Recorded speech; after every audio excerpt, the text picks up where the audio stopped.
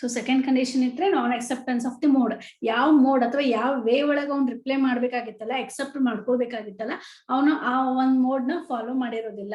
So ಅವಾಗ ಅಂತ ಒಂದ್ ಸಿಚುವೇಶನ್ ಅಲ್ಲಿ ಕೂಡ ಆ ಒಂದು ಆಫರ್ ಏನಾಗ್ತೈತಿ, ಲ್ಯಾಪ್ಸ್ ಆಗ್ತೈತಿ. ರಿಜೆಕ್ಷನ್, ಸಪೋಸ್ ಈಗ ಆಫರ್ ಮಾಡಿದ್ದನ್ನ ರಿಜೆಕ್ಟ್ ಮಾಡಿದ್ರಂದ್ರೆ ಅವಾಗ ಆ ರಿಜೆಕ್ಷನ್ ಮಾಡಿದಾಗ ಕೂಡ ಆಫರ್ ಏನಾಗ್ತೈತಿ, ಲ್ಯಾಪ್ಸ್ ಆಗ್ತೈತಿ.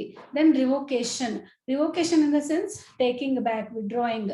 ಈಗ ಎಕ್ಸ್ ಆಫರ್ ಮಾಡ್ತಾನೆ ಕಾರ್ ಸೇಲ್ ಮಾಡ್ಬೇಕಂತ ಹೇಳಿ, ಬಟ್ ಅವನಿಗೆ ಸಡನ್ ಆಗಿ ಕಾರ್ ಸೇಲ್ ಮಾಡೋದು ಬ್ಯಾಡ್ ಅಂತ ಅವನ ಆಫರ್ಗೆ ಏನ್ ಆಫರ್ ಕೊಟ್ಟಿರ್ತಾನೆ, ಆಲ್ರೆಡಿ ಆಫರ್ ಏನು ಕೊಟ್ಬಿಟ್ಟಿರ್ತಾನೆ, ಬಟ್ ವಾಯ್ ಅದಕ್ಕೆ ರಿಪ್ಲೈ ಮಾಡೋಕ್ಕಿಂತ ಮುಂಚೆ ಅಂದ್ರೆ ವಾಯ್ ಅದನ್ನ ಎಕ್ಸೆಪ್ಟ್ ಮಾಡ್ಕೊಳ್ಳೋಕ್ಕಿಂತ ಮುಂಚೆ ಸಪೋಸ್ ಅವನೇನಾದ್ರು ಆ ಆಫರ್ ನ ರಿವೋಕ್ ಮಾಡಿದ ಅಂದ್ರೆ ಅಥವಾ ವಾಪಸ್ ತಗೊಂಡಂದ್ರೆ ದೆನ್ ಅವಾಗ ಕೂಡ ಇದು ಆಫರ್ ಲ್ಯಾಪ್ಸ್ ಆಗ್ತೈತಿ. ಸಪೋಸ್ ವಾಯ್ ಎಕ್ಸೆಪ್ಟ್ ಮಾಡಿದ್ಮೇಲೆ ಇದನ್ನ ಆಫರ್ ನ ರಿವೋಕ್ ಮಾಡಕ್ ಬರೋದಿಲ್ಲ ಅಥವಾ ಟೇಕ್ ಬ್ಯಾಕ್ ಮಾಡ್ಲಿಕ್ಕೆ ಬರೋದಿಲ್ಲ. Then next situation by death or insanity of any of the parties. ಯಾವ್ದಾದ್ರು ವ್ಯಕ್ತಿ ಇಬ್ರು ಪಾರ್ಟಿ ಒಳಗೆ ಯಾರಾದ್ರೂ ಒಬ್ರು ಪಾರ್ಟಿ ಡೆತ್ ಆದ್ರೂ ಕೂಡ ಇಲ್ಲಿ ಆಫರ್ ಏನಾಗ್ತೈತ್ರಿ, ಲ್ಯಾಪ್ಸ್ ಆಗ್ತೈತಿ. So these are the situations. ಇನ್ನ ಕೆಲವೊಂದು ಸಿಚುವೇಶನ್ಸ್ ಇತ್ತು ಬಟ್ ಅದು ಸೇವ್ ಆಗಿರ್ಲಿಲ್ಲ. ಯಾವ್ಯಾವು, ಒಂದ್ ಸೆಕೆಂಡ್.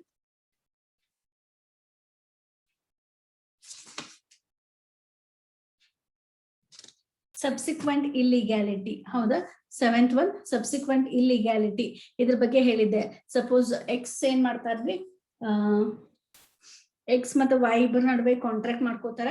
ಏನ್ರಿ, ಎಕ್ಸ್ ವೈಗ್ 100 ಲೀಟರ್ ಬ್ಯಾರಲ್ ಇರುವಂತ 100 ಲೀಟರ್ ವೈನ್ ಸಪ್ಲೈ ಮಾಡ್ತೀನಿ. ವೈನ್ ಅಂದ್ರೆ ಗೊತ್ತೈತಿ ನಿಮ್ಗೆ. ಸೊ ವೈನ್ ಸಪ್ಲೈ ಮಾಡ್ತೀನಿ ಅಂತ ಹೇಳಿ ಇದನ್ ಮಾಡಿರ್ತಾನೆ. ಸೊ ಒಂದಿಷ್ಟು ಅಮೌಂಟ್ 1000 ರೂಪೀಸ್ ಫಿಕ್ಸ್ ಮಾಡಿರ್ತಾರೆ. ಅದಕ್ಕೆ ಫಿಕ್ಸ್ ಮಾಡ್ತಾರೆ. ನೆಕ್ಸ್ಟ್ ಎಲ್ಲ ಕಾಂಟ್ರಾಕ್ಟ್ ಆಗ್ತೈತಿ.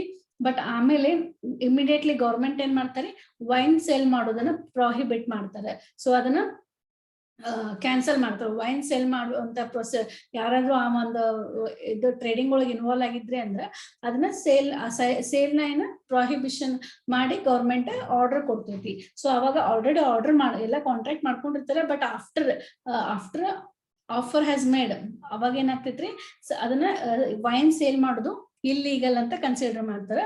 ಸೊ ಹಾಗಾಗಿ ಅವಾಗ ಏನಾಗ್ತೈತ್ರಿ, ಆ ಒಂದ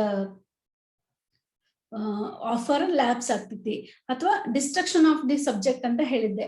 ಸೊ ಈಗ ಎಕ್ಸ್ ವೈಗೆ ಕಾರ್ ಸೇಲ್ ಮಾಡ್ತೀನಿ ಅಂತ ಹೇಳ್ತಾನೆ. ಸೊ ಕಾರ್ ಸೇಲ್ ಮಾಡೋದೆಲ್ಲ ಅಗ್ರಿಮೆಂಟ್ ಆಗ್ತದೆ. ಬಟ್ ಇಮಿಡಿಯೇಟ್ ಅದನ್ನ ರೀಚ್ ಮಾಡೋಕ್ಕಿಂತ ಮುಂಚೆ ಆಕ್ಸಿಡೆಂಟ್ ಫುಲ್ ಕಾರ್ ಡ್ಯಾಮೇಜ್ ಆಗ್ಬಿಡ್ತೈತಿ. ಸೊ ಕಾರ್ ಡ್ಯಾಮೇಜ್ ಆತಂದ್ರೆ destruction, the object or subject itself is destroyed, hence that offer becomes lapse. Next situation or circumstances under which an offer revoked. ಯಾವ್ಯಾವ ಒಂದು situation ಒಳಗ ಆಫರ್ನ ವಾಪಸ್ ತಗೊಳ್ಬಹುದು, ಹಿಂಪಡಿಬಹುದು, ಅದನ್ನ ನಾವು ಡಿಸ್ಕಸ್ ಮಾಡೋಣ ಇವತ್ತ. ನೋಡ್ರಿ, ಇದನ್ನು ಕೂಡ ನಿಮ್ಗ 15 ಮಾರ್ಕ್ಸಿಗಾದ್ರೂ ಕೇಳ್ಬೋದು, ಇಲ್ಲ 5 ಮಾರ್ಕ್ಸಿಗಾದ್ರೂ ಕೇಳ್ಬೋದು. ಸೊ ಇದನ್ನು ಪ್ರತಿಯೊಂದನ್ನು ನೀವು ಪರ್ಫೆಕ್ಟ್ ಮಾಡ್ಕೊಳ್ಬೇಕಾಗ್ತದೆ. You should be aware of every topics here. Second B, circumstances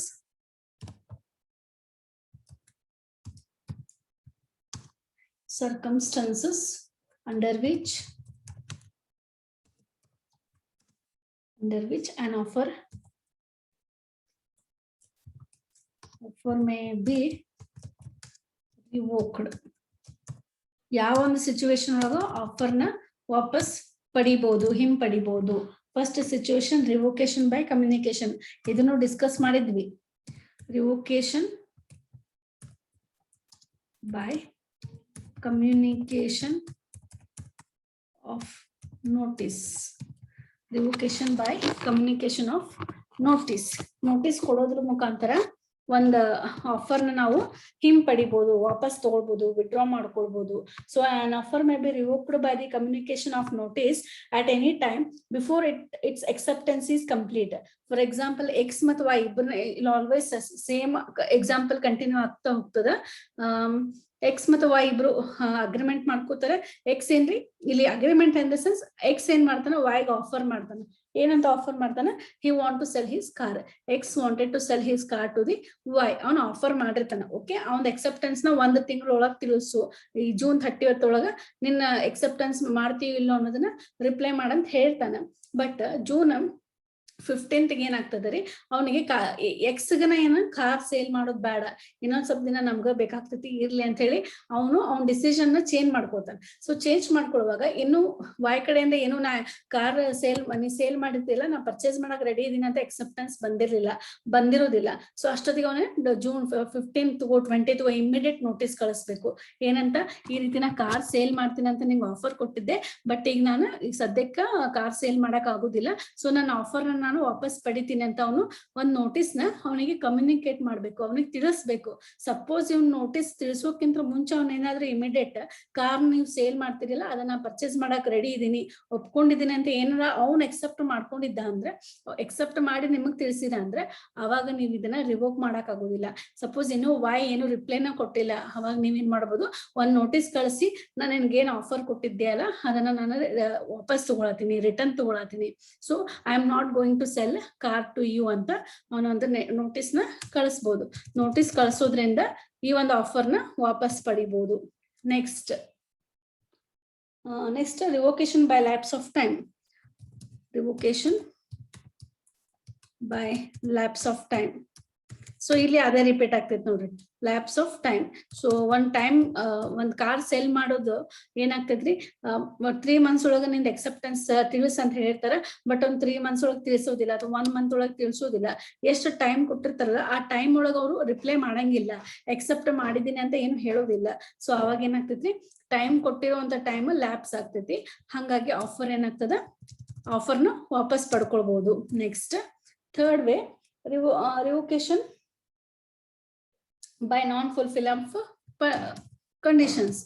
Revocation by non-fulfillment of, away same points ಬರ್ತಾವು, fulfillment of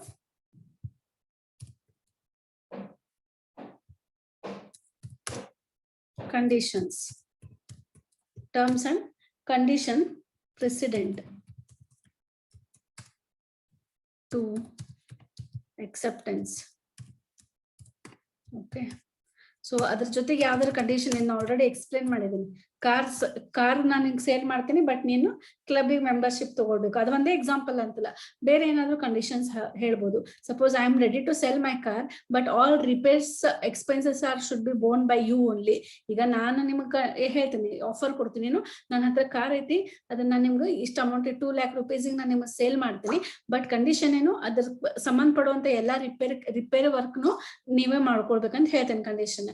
ಸೊ 2 ಲಕ್ಷ ರೂಪಾಯಿ ಕಾರ್ ನೀವು ತಗೊಳಕ್ ತಯಾರಿರ್ತೀರಿ, ಬಟ್ ರಿಪೇರಿನೂ ನೀವೇ ಮಾಡಿಸ್ಕೊಳ್ಬೇಕಂದ್ರೆ ಅದಕ್ಕೊಂದ್ 2-3 ಲಕ್ಷ ರೂಪಾಯಿ ಹೆಚ್ಚಿಗೆ ತಗೊಂಡು ಖರ್ಚು ಬಂತಂದ್ರೆ ಅದ್ರ ಬದಲು ನೀವು ಹೊಸ ಕಾರ್ ತಗೊಳ್ಬೋದಲ್ಲ. ಸೊ ಹಾಗಾಗಿ ಇವ್ರ ಕಾರ್ ತಗೊಳ್ಬೇಕು ಬೇಡ ಅಂತ ನೀವೇನ್ ಮಾಡ್ಬೋದು, ರಿಜೆಕ್ಟ್ ಮಾಡ್ಬೋದು. ಸೊ ಇಲ್ಲಿ ನೀವು ರಿಪೇರ್ ಮಾಡಕ್ ಒಪ್ಕೊಳಂಗಿಲ್ಲ. ಓಕೆ, ರಿಪೇರಿ ಖರ್ಚು ನೀವು ಕೊಡಕ್ ಒಪ್ಕೊಳಂಗಿಲ್ಲ. ಸೊ ನಾ ಅದನ್ನ ಅಡಿಷನಲ್ ಕಂಡೀಷನ್ ಆಡ್ ಮಾಡಿರ್ತೀನಿ.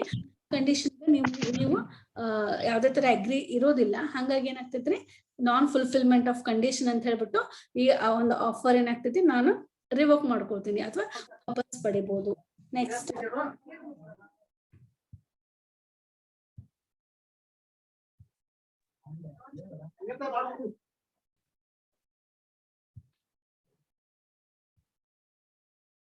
ಯಾರು ಆಡಿಯೋ ಚಲೋ ಐತ್ ನೋಡ್ರಿ.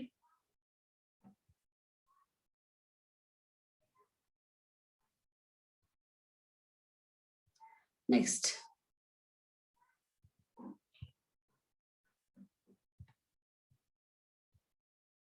fourth one, revocation by death. Revocation by death or insanity. Revocation of death or insanity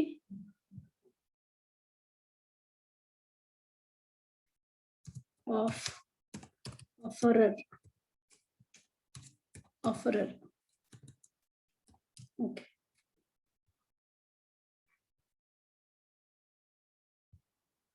Fourth one, revocation. So an offer comes to an end or revoked to an end, or it can be revoked by the death or insanity of the offerer, provided the fact of death or insanity is known to the offeree before acceptance.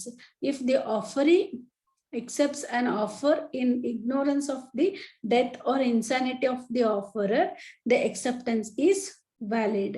So ಏನ್ ಹೇಳ್ತಾರಂದ್ರೆ ಇಲ್ಲಿ ಏನ್ condition ಐತೆ ಅಂದ್ರೆ, suppose ಯಾರು offer ಮಾಡ್ತಾರಲ್ಲ, ಆ ಒಂದು offer ಮಾಡಿದ ವ್ಯಕ್ತಿನ ಏನಾದ್ರು ಡೆತ್ ಆಯ್ತು ಅಥವಾ ಅವನು ಮಾನಸಿಕ ಸ್ಥಿಮತೆಯನ್ನ ಕಳ್ಕೊಂಡ, ಅವಾಗ an offer comes to an end, and it comes to an end by death or insanity of the offerer, provided the fact of death or insanity is known to the offeree before acceptance. Okay, ಅವನು accept ಮಾಡೋದಕ್ಕಿಂತ ಮುಂಚೆ, ತಿಳಿತಾ ಇದೆನಾ? ಈಗ ಒಂದು offer X ವೈಗೆ ಏನ್ ಮಾಡ್ತಾನ್ರಿ, offer ಮಾಡಿರ್ತಾನೆ. ಅವನು ಅವ್ನ ಕಾರ್ನ ಸೆಲ್ ಮಾಡ್ತೀನಿ ಅಂತ ಆಫರ್ ಮಾಡ್ತಾನೆ. ಸೊ ಆಫರ್ ಮಾಡಿರ್ತಾನ, ಅದ್ರದಿನ್ನು ಎಕ್ಸೆಪ್ಟೆನ್ಸ್ ಬಂದಿರೋದಿಲ್ಲ, ಅವನು ವೈ ಎಕ್ಸೆಪ್ಟ್ ಮಾಡ್ಕೊಂಡಿರೋದಿಲ್ಲ. ಅವಾಗ ಎಕ್ಸೆಪ್ಟ್ ಮಾಡ್ಕೋದಿದ್ದಾಗ ಏನಾಗ್ತತ್ರಿ, ಏನು ಮಾಡ್ಕೊಂಡಿರೋದಿಲ್ಲ, ಅಷ್ಟೊತ್ತಿಗೆ ಏನಾಗ್ತದ, ಎಕ್ಸ್ ಡೆತ್ ಆಗಿರ್ತದ. ಸೊ ಈಗ ಸಪೋಸ್ ಈಗ ಏನಾಗ್ತದ, ಎಕ್ಸ್ ಡೆತ್ ಆಗೈತೆ ಅಂತ ವೈ ಗೊತ್ತಿದ್ರು ಅವ್ನು ಎಕ್ಸೆಪ್ಟ್ ಮಾಡ್ಕೊಂಡ ಅಂದ್ರೆ ಅದು ವ್ಯಾಲಿಡ್ ಆಫರ್ ಆಗುದಿಲ್ಲ. ಸೊ ಅವಾಗ ಏನಾಗ್ತೈತ್ರಿ, ಇದು ಆಫರ್ ಏನಾಗ್ತದ, ರಿವೋಕ್ ಆಗ್ತದೆ. ಸಪೋಸ್ ಅವ್ನ್ ಡೆತ್ ಆಗಿರೋದ್ ಗೊತ್ತಿಲ್ದೇನ ಆಫರ್ ವೈ ಒಪ್ಪಿಗೆನ ಕಳ್ಸಿರ್ತಾನೆ, ಎಕ್ಸೆಪ್ಟೆನ್ಸ್ ಕಳ್ಸಿರ್ತಾನೆ, ಬಟ್ ಅವ್ನಿಗೇನು ಅವ್ನ್ ಡೆತ್ ಆಗಿರೋದ್ ಗೊತ್ತೇ ಇರಂಗಿಲ್ಲ. ಸೊ ಅವಾಗ ಎಕ್ಸೆಪ್ಟೆನ್ಸ್ ಏನಾಗ್ತದ ಅಂದ್ರೆ, ಎಕ್ಸೆಪ್ಟೆನ್ಸ್ ವ್ಯಾಲಿಡ್ ಆಗ್ತೈತಿ. Okay, his acceptance becomes valid, but offer alla, offer is treated as invalid only. Next, ಇದರ ಅರ್ಥ ಏನು, ಆಫರರ್ ಏನಾದ್ರು ಡೆತ್ ಆಗಿತ್ತು ಅವಾಗ ಏನಾಗ್ತದ್ರಿ, ಆಫರ್ ರಿವೋಕ್ ಆಗ್ತದೆ, ಇಲ್ಲಿ ಇನ್ವ್ಯಾಲಿಡ್ ಆಗ್ತದೆ. So offer can be revoked. Next, revocation by counter offer. Revocation by counter offer.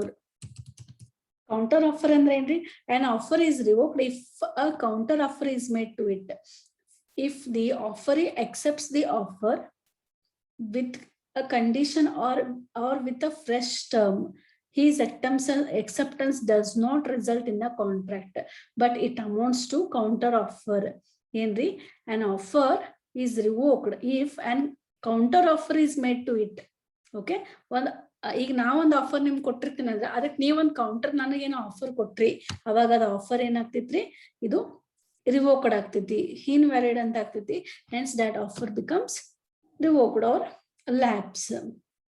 Example ನಿಮ್ಗೆ ಹೇಳೋದಂದ್ರೆ, ಒಂದು ಎಕ್ಸಾಂಪಲ್ ಅವ್ರು ಕೊಟ್ಟಿದ್ದಾರೆ ನಿಮ್ಗೆ, ಏನು ಆಥರ್ ಹೇಳಿದಾರೆ. ಇಲ್ಲೊಂದು ಕೇಸ್ ಬರ್ತದ, Hyde versus Wrench case ಅಂತ ಹೇಳಿ. In this case, W offered to sell his house to H for some amount, okay, 1 lakh rupees. H offered 9,50,000. W refused the offer. Okay, subsequently H agreed to buy the house for 1 lakh. When W refused, H filed a suit against him. It was held that there was no contract between them, as H, by offering 950, had rejected the original offer. The counter offer to a proposal accounts to its rejection ಅಂತ ಕೊಟ್ಟಿದ್ದಾರೆ. ಏನಿದ್ರ ಅರ್ಥ, actually ಇದು case ನಾನು ಹಿಂಗೆ ಓದ್ ಹೇಳ್ಬೇಕಾಗ್ತೈತ್ರಿ. So ಏನಂದ್ರ, suppose counter offer ಅಂದ್ರೆ ಏನ, ಈಗ ನಾನ್ ನಿಮ್ಗ ನನ್ನ ಒಂದು ಕಾರ್ನ ಸೆಲ್ ಮಾಡ್ತಾ ಇದ್ದೀನಿ, ಇಲ್ಲ ಹೌಸ್ ಸೆಲ್ ಮಾಡ್ತಾ ಇದ್ದೀನಿ. So I am selling my house for ₹10 lakh. Okay, so ನಾನ್ ನಿಮ್ಗೆ ಆಫರ್ ಮಾಡ್ತಾ ಇದ್ದೀನಿ. ಸಡನ್ ಆಗಿ ನಾವ್ ನಿಮ್ಗೆ ಆಫರ್ ಮಾಡಿದ ತಕ್ಷಣ ನೀವೇನ್ ಮಾಡ್ತೀರಿ, ನಾನ್ 10 lakh ನಿಮ್ಗೆ ಆಫರ್ ಹೇಳಿದೀನಿ, ಬಟ್ ನೀವೇನ್ ಮಾಡ್ತೀರಿ, ನನಗ 9 lakh rupeesಗೆ ನೀವು ಅಮೌಂಟ್ ಕೇಳ್ತೀರಿ. ಓಕೆ, ನೀವು 9 lakh rupeesಗೆ ಸೇಲ್ ಮಾಡ್ತೀರಿ ಅಂದ್ರೆ ನಾ ರೆಡಿ ಇದೀನಿ ತಗೊಳಿಕ್ಕೆ ಅಂತೇಳಿ. ಸೊ ಇಲ್ಲಿ ಏನಾಗ್ತದೆ, ಕೌಂಟರ್ ಆಫರ್ ಆಯ್ತು. ಈಗ ನಾ ಏನ್ ಪ್ರೈಸ್ ಹೇಳಿರ್ತೇನೋ, ನಾ ಏನ್ ಟರ್ಮ್ಸ್ ಅಂಡ್ ಕಂಡೀಷನ್ ಹೇಳಿರ್ತೇನೋ ಆಫರ್ ಒಳಗ, ಅಷ್ಟಕ್ಕ ನೀವು ಒಪ್ಕೊಂಡ್ರಿ ಅಂದ್ರ ಅದ ಎಕ್ಸೆಪ್ಟ್ ಆಗ್ತೈತಿ. ಬಟ್ ನೀವು ಅದಕ್ಕೆ ಕೌಂಟರ್ ಆಫರ್ ಕೊಡಾಕತ್ರಿ ಅಂದ್ರ ಈ ಅಗ್ರಿಮೆಂಟ್ ಅಲ್ಲಿ, I am ready to purchase your house at 9,50,000 or 9 lakh rupees. So ನೀವು ಒಂದು ಕೌಂಟರ್ ಆಫರ್ ಮಾಡ್ದಂಗ ಆಗ್ತೈತಿ. ಸೊ ಅವಾಗ ಆಫರ್ ಕೌಂಟರ್ ಆಫರ್ ಇತ್ತಂದ್ರೆ ಏನಾಗ್ತೈತ್ರಿ, ಅದು ರಿವೋಕ್ ಆಗ್ತೈತಿ. So in such cases offer will be revoked. ತಿಳಿತಾ ಈ point?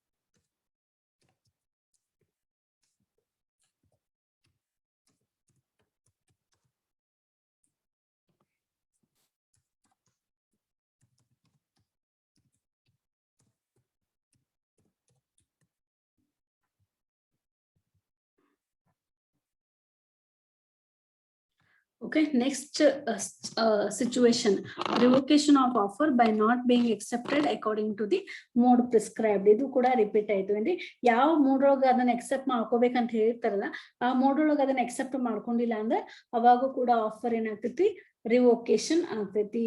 It can be withdrawn by the offerer if it is not accepted as per the mode prescribed or according to the mode prescribed. So this is the circumstances under which offer can be revoked. Then third or C heading, circumstances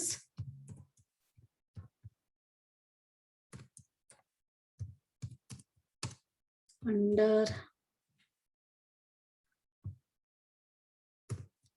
which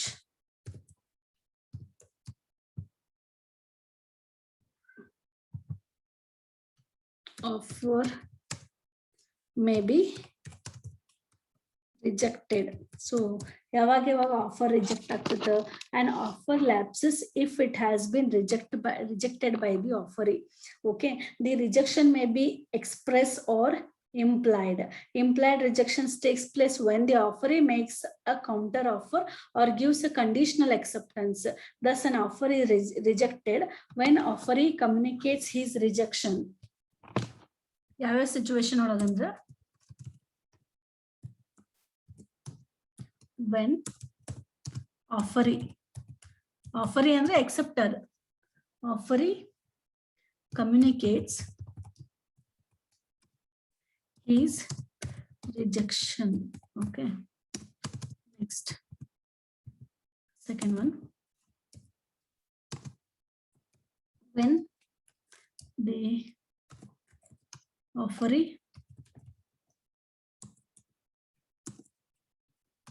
offeree makes a counter offer,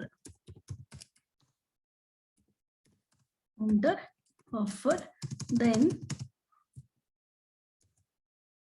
when the offeree accepts it subject to certain conditions. Okay, so ಯಾವಾಗ offer reject ಆಗ್ತದೆ ಅಂದ್ರ suppose ಈಗ X ವೈಗೆ offer ಮಾಡಿರ್ತಾನೆ car sale ಮಾಡ್ಲಿಕ್ಕೋ ಅಥವಾ house sale ಮಾಡ್ಲಿಕ್ಕೋ, but Y ಏನ್ ಮಾಡ್ತಾನೆ ಅವ್ನಿಗೆ ಇಷ್ಟ ಇರೋದಲ್ಲ ಎಕ್ಸ್ ಕಡೆಯಿಂದ ತಗೊಳ್ಳೋದಾಗ್ಲಿ ಅಥವಾ ಐಟಮ್ ಅವ್ನಿಗೆ ಕಾರ್ ಆಗ್ಲಿ ಹೌಸ್ ಆಗ್ಲಿ ನೆಸೆಸರಿನೇ ಇರಂಗಿಲ್ಲ, ಆಲ್ರೆಡಿ ಅವನ ಹತ್ರ ಇರಬಹುದು. ಸೊ ಹಾಗಾಗಿ ವೈಗೆ ಏನು ಅವನ ಕಡೆಯಿಂದ ಎಕ್ಸ್ ಕಡೆಯಿಂದ ಪರ್ಚೇಸ್ ಮಾಡ್ಲಿಕ್ಕೆ ಇಷ್ಟ ಇರೋದಿಲ್ಲ. ಸೊ ಇಮಿಡಿಯೇಟ್ಲಿ ಅವನ್ ಏನ್ ನೋಡ್ತಾನೆ, ಆಫರ್ ರಿಸೀವ್ ಮಾಡಿದ ತಕ್ಷಣ ಅವನು ರಿಜೆಕ್ಷನ್ ಲೆಟರ್ ಬರೀತಾನೆ, I am not ready to or I am not interested to purchase car from you or site from you or house from you ಅಂತ ಹೇಳಿ ಅವನು ಒಂದು ರಿಜೆಕ್ಷನ್ ಲೆಟರ್ ಬರ್ ಕಳಿಸ್ಬೋದು. ಸೊ ಅವಾಗ ರಿಜೆಕ್ಷನ್ ಕಮ್ಯುನಿಕೇಟ್ ಮಾಡಿದ್ರು ಕೂಡ ಅದೇನಾಗ್ತದ್ರಿ ಆಫರ್ ಬಿಕಮ್ ರಿಜೆಕ್ಟೆಡ್ ಆಗ್ತೈತಿ. ಒಂದು ವೈ ಕಡೆಯಿಂದ ರಿಜೆಕ್ಟ್ ಮಾಡ್ಬೋದು, ಇಲ್ಲ when offer makes counter offer. ಈಗ ಆಲ್ರೆಡಿ ಜಸ್ಟ್ ನಾನು ನಿಮ್ಗೆ ಹೇಳಿದ್ದೆ ಏನು, ಎಕ್ಸ್ ಅವನ್ ಹೌಸ್ ನ 10 lakh rupeesಗೆ ವೈಗ್ ಸೇಲ್ ಮಾಡಕ ಆಫರ್ ಕೊಟ್ಟಿರ್ತಾನೆ, ಬಟ್ ವೈ ಏನ್ ಮಾಡ್ತಾನ್ರಿ, ವೈ ಕೌಂಟರ್ ಆಫರ್ ಕೊಡ್ತಾನೆ, I am ready to take or purchase your house at ₹9 lakh. So ಇಲ್ಲಿ ವೈ ಏನ್ ಮಾಡ್ತಾ ಇದ್ದಾನೆ, ವೈ ಎಕ್ಸ್ ಗೆ ಕೌಂಟರ್ ಆಫರ್ ಕೊಡತಾನೆ, he wants to purchase his house at ₹9 lakh. So counter offer ಮಾಡ್ದ ಕೂಡ ಏನಾಗ್ತೈತ್ರಿ, ಆಫರ್ ಲ್ಯಾಪ್ಸ್ ಆಗ್ತೈತಿ, ಇಲ್ಲ ರಿಜೆಕ್ಟ್ ಆಗ್ತೈತಿ. Then when the offer accept it subject to certain conditions. So ಇಲ್ಲಿ ಎಕ್ಸ್ ಏನ್ ಕಾರ್ ಸೇಲ್ ಮಾಡ್ತಾ ಇದ್ದಾನಲ್ಲ ಅದನ್ನ ವೈ ಅದೇ ಪ್ರೈಸ್ ಗೆ ಪರ್ಚೇಸ್ ಮಾಡ್ಲಿಕ್ಕೆ ರೆಡಿ ಇದ್ದಾನೆ, ಬಟ್ ವಿತ್ ಸಮ್ ಕಂಡೀಷನ್ಸ್. ಏನು, ಅದ್ರ ರಿಪೇರ್ ಎಕ್ಸ್ಪೆನ್ಸಸ್ ಎಲ್ಲ ನೀವೇ ರೆಡಿ ಮಾಡ್ಕೊಡ್ಬೇಕು. ತಿಳಿತಾ ಇದೆ? So X wanted to sell his car for ₹2 lakh, but ಆ ಕಾರಿಗೆ ಒಂದು ₹50,000 ರಿಪೇರ್ ಎಕ್ಸ್ಪೆನ್ಸಸ್ ಇರ್ತೈತಿ. ಸೊ ಈಗ ವೈ ಏನ್ ಹೇಳ್ತಾನೆ, ನಾ ₹2 lakh ನಿನ್ ಕಾರ್ ಪರ್ಚೇಸ್ ಮಾಡಕ್ ನಾ ರೆಡಿ ಇದೀನಿ, ಬಟ್ ಅದ್ರದ್ದೇನ್ ರಿಪೇರ್ ಖರ್ಚು ಐತಲ್ಲ ಅದನ್ನ ಎಕ್ಸ್ ನ ನೀನ ರಿಪೇರಿ ಮಾಡ್ಕೊಡ್ಬೇಕು ಅಂತ ಕೌಂಟರ್ಸ್ ಏನಾದ್ರು ಕಂಡೀಷನ್ ಹಾಕಿದ ಅಂದ್ರ ಅವಾಗ ಕೂಡ ಏನಾಗ್ತೈತ್ರಿ, ಆಫರ್ ರಿಜೆಕ್ಟ್ ಆಗ್ತೈತಿ. So these are the situations where offer can be lapsed or revoked or rejected. So ಇದನ್ನ ನಿಮ್ಗೆ full situations where the offer can be lapse or revoked ಬರೀ 5 marksಗೂ ಕೇಳ್ಬೋದು, ಇಲ್ಲ 15 marksಗೂ ಕೇಳ್ಬೋದು. ಸೊ ಇದು ಯಾವ್ದೇ ತರ ಕೇಳಿದ್ರು ನೀವು ಇದನ್ನ ಬರೀಲಿಕ್ಕೆ ರೆಡಿ ಆಗಿರ್ಬೇಕು. ಸೊ ನೀವು ಒಂದ್ಸಲ ಬುಕ್ಸ್ ಸ್ಟಾರ್ಟ್ ಆದ್ಮೇಲೆ ಎಲ್ಲ ಶಾಪ್ಸ್ ಅದು ಸ್ಟಾರ್ಟ್ ಆಯ್ತು, ನಾರ್ಮಲ್ ಆಯ್ತಂದ್ರ ಯಾರ್ಯಾರು ಚಾಟ್ ಮಾಡಿರಿ? ಇದು ಇನ್ನೇನ್ ಕ್ಲಾಸ್ ಅಂತ ತಿಳ್ಕೊಂಡಿರೋ, ನಿಮ್ ಪರ್ಸನಲ್ ಚಾಟ್ ಮೀಟಿಂಗ್ ಅಂತ ತಿಳ್ಕೊಂಡಿರೋ?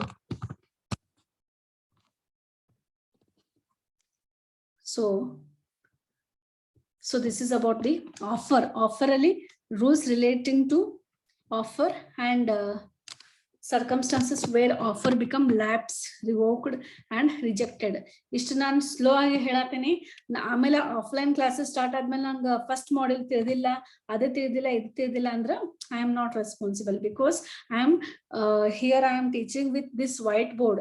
ಸೊ ನಿಮ್ಗೆ ಒಂದು ಬೋರ್ಡ್ ಮೇಲೆ ನಾ ಯಾವ ರೀತಿ ಹೇಳ್ತಿದ್ದೆ ಅದೇ ಫೀಲ್ ಬರ್ಲಿ ಅಂತ ಸ್ಟೆಪ್ ಬೈ ಸ್ಟೆಪ್ ಮತ್ತೆ ಸ್ಲೋ ಆಗಿ ಹೇಳ್ತಾ ಹೋಗ್ತಾ ಇದ್ದೀನಿ. ನಿಮ್ಗೆ ನಾನು ಆಪ್ಷನ್ ಕೂಡ ಕೊಡ್ತಾ ಇದ್ದೀನಿ. I am giving time. ನಿಮ್ಗೆ ಏನಾದ್ರು ಡೌಟ್ಸ್ ಇದ್ರೆ ಈಗ್ಲೇ ಕೇಳ್ರಿ. ಏನಾದ್ರು ಡೌಟ್ಸ್ ಇದೆನಾ ಇಲ್ಲಿ ತನಕ?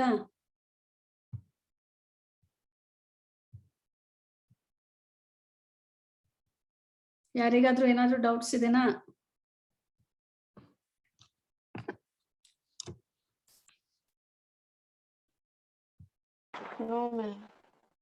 ಫುಲ್ ಕ್ಲಿಯರ್ ಐತಿ? Offer the legal rules, then conditions or situations where offer become lapse or revoked or it can be rejected. ಯಾವ ಸಿಚುವೇಶನ್ ಅಲ್ಲಿ ಲ್ಯಾಪ್ಸ್ ಆಗ್ತೈತಿ, ರಿವೋಕ್ ಆಗ್ತೈತಿ ಅಥವಾ ರಿಜೆಕ್ಟ್ ಆಗ್ತೈತಿ, ಇದು 2 ಪಾಯಿಂಟ್ಸ್ ಬರ್ತಾವು. ಸೊ ಇಲ್ಲಿ ಆಫರ್ ಬಗ್ಗೆ 15 ಮಾರ್ಕ್ಸ್ ಕೇಳಿದ್ರೆ ನೀವ್ ಏನ್ ಮಾಡ್ಬೇಕು? ಆಫರ್ ಅದ ಡೆಫಿನೇಷನ್ ಬರೀಬೇಕು, ಲೀಗಲ್ ರೂಲ್ಸ್ ಬರೀಬೇಕು, ದೆನ್ ಇದು ರಿಜೆಕ್ಷನ್ ಯಾವ ಸಿಚುವೇಶನ್ ಅದನ್ನೆಲ್ಲ ಬರೀಬೇಕಾಗ್ತದ. ಬಟ್ ಬರೇ ಲೀಗಲ್ ರೂಲ್ಸ್ ಅಂತಾನೆ ಕೇಳಿದ್ರೆ ಅದನ್ನ ನೀವು 15 ಮಾರ್ಕ್ಸ್ ಬರೀಬೇಕಾಗ್ತದೆ. So is there any doubts? Still time is there, you can ask. Okay, ಈ ವೈಟ್ ಬೋರ್ಡ್ ನಿಮ್ ಕಡೆ ಕಾಣಿಸ್ತಾ ಇದೆ ಅನ್ಕೊಳ್ತಾ ಇದ್ದೀನಿ. ಸೊ ಇದ್ರೊಳಗೆ ಯಾವ್ದಾದ್ರು ಒಂದು ನಿಮ್ಗೆ ಯಾವ್ದೋ ಪಾಯಿಂಟ್ ಅರ್ಥ ಆಗಿಲ್ಲ ಅದನ್ನ ನೀವು ಕೇಳ್ಬೋದು. I am giving you time.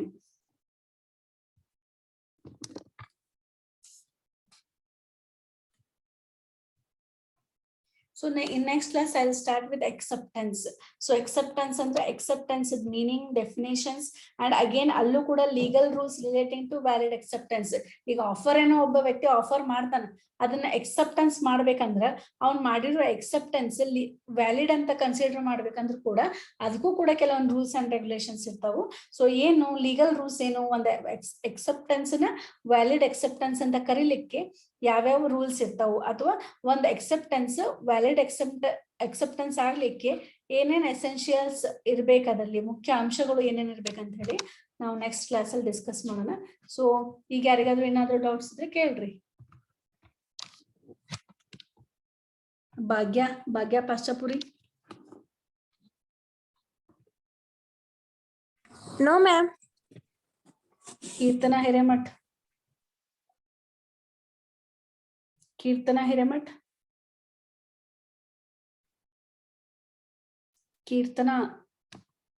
absent? She is offline, I think.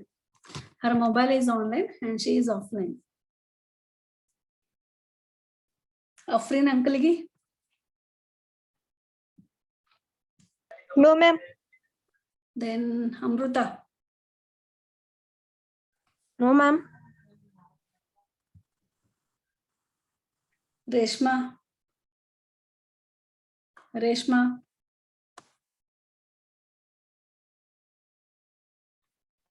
No ma'am. Yes. Next. Vidyashri Pattihal?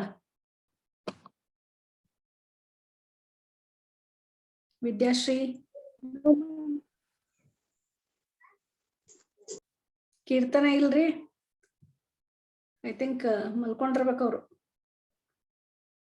Okay, so in next class we'll discuss about acceptance ಆದ್ಮೇಲೆ ಅಗೇನ್ ಪ್ರತಿಯೊಂದು ನಾ ಏನು ಕಾಂಟ್ರಾಕ್ಟ್ ಲೀಗಲ್ ಎಸೆನ್ಷಿಯಲ್ಸ್ ಡಿಸ್ಕಸ್ ಮಾಡಿದ್ವಲ್ಲ ಅದನ್ನೆಲ್ಲ in detail ನಾವು discuss ಮಾಡ್ತಾ ಇದೀವಿ. So in next class will discuss about acceptance. ಈಗ ಆಫರ್ ಅದ್ ಮುಗಿತ್ರಿ, ನೆಕ್ಸ್ಟ್ acceptance ಬಗ್ಗೆ ನಾವು ನೋಡೋಣ. Okay, thank you.